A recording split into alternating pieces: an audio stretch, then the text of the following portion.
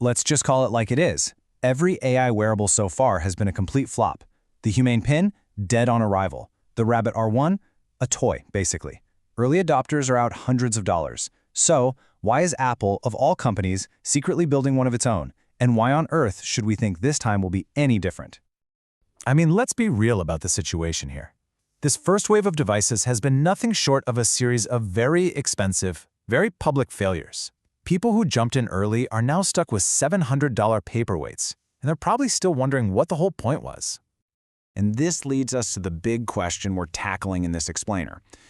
If this market is already looking like a graveyard for new tech, why are there these credible reports that Apple is quietly prototyping its own AI pin? Well, the answer is pretty simple. They're playing a completely different game. Okay, so let's dive in. What exactly are the reports from inside Apple's development group saying they're actually building?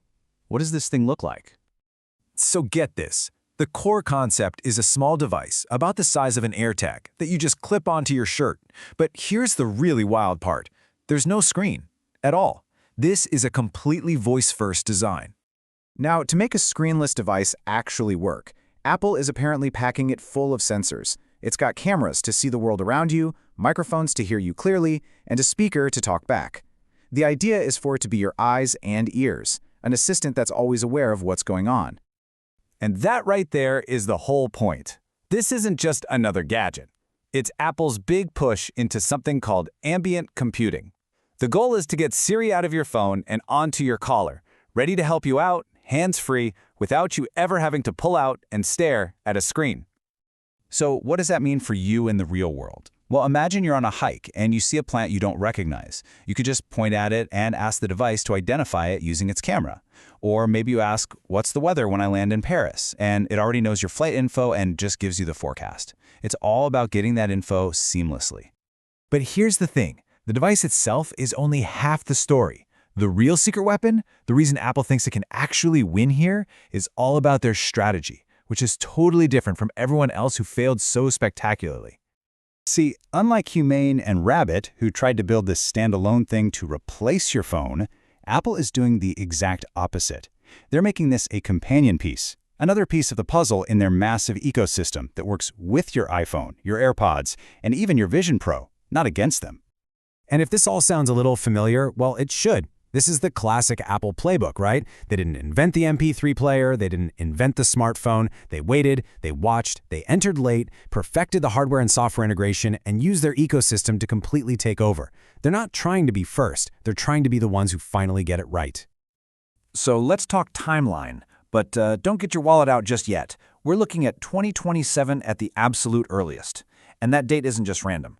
The whole project depends on a next-generation, truly conversational Siri, and all the reports suggest that won't be ready until iOS 27. But this entire project, this whole high-risk, high-reward vision of ambient computing, it all hangs by a thread.